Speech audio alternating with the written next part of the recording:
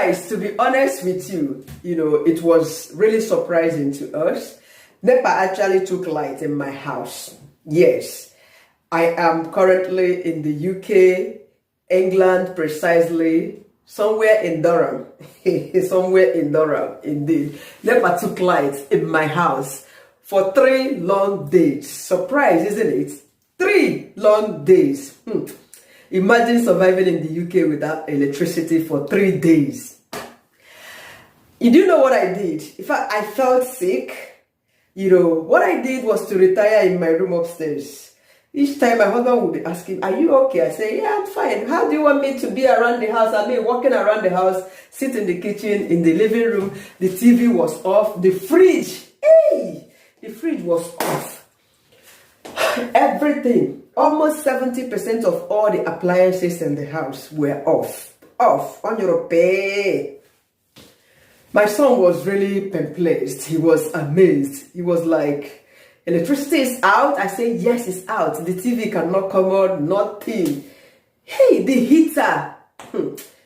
It wasn't just easy for us that weekend. Unfortunately, this thing happened at 7 p.m. in the evening at the wrongest time. 7 p.m. on Friday evening. Hey, when the offices were closed. Living here, to be honest with you, we haven't met with our landlord for the first time. Is our landlord fair, yellow, black, posh, dwarf?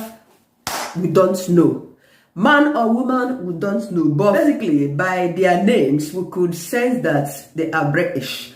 Because the name sounded like, British names. Some of them, you have Mr. Kettle, Fish Finger, Catfish, Mr. Dog, and that kind of names. When you hear such names, British people, a lot of them, they know how to answer some names that has a lot of no meanings, Did I say that loud? Forgive me. But that's true. Imagine someone answering Fish Finger, Cat Finger. So it was really, really scary. To me in particular, it's not as if we had a total blackout. That was basically a partial blackout, because it was not in total. Lights upstairs, none of the bulb could come on. But what we had upstairs was all the switches, the wall sockets, they were working. But the ones downstairs, the TV went off, the fridge was off, the heaters. It was really something else, but my microwave could work. So what really happened? How did it happen? It was 7 p.m. on Friday evening. I was going to boil water for my boy for a cup of tea. So I went there, got this boiling kettle. This very one, I got this. So immediately I put water, put it on. I heard a loud blast. The blast was too loud, deafening. My ear. I was still hearing. My husband asked if it was deafening. I said yes, my ear almost got deaf. Look at what happened. This had a sharp cut, Instead of us to throw this in the bin, as Nigerians now, we use tape to hold it. Tape. I think the tape was the wrong one for this. So from there, look at it. See the smoke a bit. This was what happened. The thing blast. Not just this. I mean, I don't know how they configure all the electricity in this house. I think when there is any emergency or fire incident, I think the light automatically switches itself off in the major controller switch outside and the one in the visitor's toilet. These two, they went off instantly. Normally, if we should go there and switch on these things, the light in the house would come back, isn't it? We did the next day, but the light did not come back. Trust me, I had to write our estate agents. Like I said, we don't know our landlord. Our dealings, we rented this house through the estate managers. These are the people we've been dealing with. Landlord, we don't know them. So I wrote one of them, Shelly, the one that I've been communicating with whenever there is any damages in this house. Yes, Like I've always said, always read your tenancy agreement, know what you are supposed to do and what you are not supposed to do. Because in this very house, like I've said, if there is any damages, we have to contact our managers for them to come and have a look. You don't do anything that you are not allowed to do.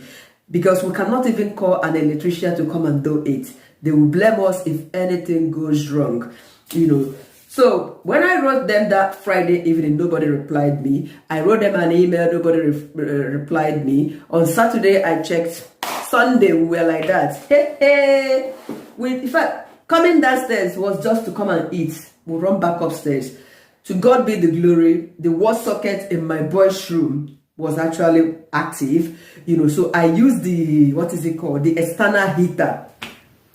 Yes, the small heater we bought for him for his room. You know, I had to on it to warm his room because it was freezing that week. That was last weekend though, you know. And God so kind, on Saturday we went out, we went for this 40th anniversary for one of our church elders, you know, where they were dancing, banguru, banguru. That day, I didn't even have strength to dance. I didn't even have strength to do any. I was just thinking, how do we come back to this cold house? How do we come back to this cold room? My husband and my son, they were busy dancing and doing banguru, banguru, banguru. My own. In fact, I only covered these small clips I put on here, you know. So, basically, whenever anything spoils in Obodo Yibo, simply go and dispose it, you know. When we make videos that will teach you one or two things. You don't need... What happened on Monday when the electrician, when our estate managers finally sent an electrician to come check, he did his diagnostics. Look at what he found. Because me, I put this thing aside and I was not home when he came. So my husband was looking for this to show him. He didn't find this. The man found this. This our sandwich maker. It's not even a cut. It was just this press down here. It's not even open. The man was like, we should consider disposing this very one. We should consider disposing it. That the problem came from that the problem could have come from that. I say or some no. So what we did, my husband was considering going to buy this. I said, there is no way. You see, in this UK where I don't live, if my shoe spoils, there was a shoe I bought last summer. When was last summer? Just last month. August, July. I bought that shoe for summer, sandal. But the thing just caught. I put it in the bin. You don't have to waste your time going to fix it. Please, if you repair anything in the UK, especially your shoes, you know, if you go to sew your clothes anywhere, me, I don't know, let me know in the comment section. I said, it is impossible going to buy another of this because of that. In Nigeria, you can go and fix this. They can even cut it off and give you another one. So, what he did was to go back to PC Curry's, because that day we went to PC Curry's. We found a lot of, you know, kitchen utensils and all them stuff. Decided to go buy this. This is a good one for replacement. You know, we had to replace it. So basically, living abroad is not easy. That 3 days alone taught me a lesson, and I started thinking. I was imagining how people who are illegal in the UK, how they survive. All these homeless people on the streets, how they survive. You know, in this very country, to be honest, it would be hellish living in the UK without papers. Because if you're staying here without papers, you don't have access. You can't even access the NHS. Yes. Not even with your money. Because once you go to the hospital for treatment, the first question they would ask you is your name, your date of birth. Just put in, they don't need your name, just put in your date of birth, everything about you, your address, where you are staying, your NHS number, and blah, blah, blah. So if you are staying here without without papers, your name is Oyo, O-Y-O. You know, I just finished a video with Cosrep. That video will be coming up soon. It's not something good. If your paper exhausted, go back to wherever you are coming from. If you're planning to come into UK with a visitor's visa, fantastic. You come in for the first time, they will give you 6 months visa, isn't it? At the end of that 6 months, you can go back to your country Then when you reapply again, they will give you 2 years, which is sarcastic. You come in, you spend 2 years if you want. If you don't want to spend 2 years, you come, you go, you come, you go. When that 2 years visa exhausted, you apply again, they will give you 5 years. After the 5 years, imagine for 5 years, you have the time to be visiting and going back to UK. My sister-in-law has a 5 years visa coming and going, because so by the time the 5 years runs out again, she will have the opportunity to apply for 10 years. Imagine. So why would you even want to stay illegal in this very country with your visitor's visa? When the visa runs out, you don't want to go back again. You begin to walk around. No landlord would even give you a house. Finding a job would be difficult because you don't have a paper. And even if you manage to find a job, assuming it is the job, they pay £10 per hour.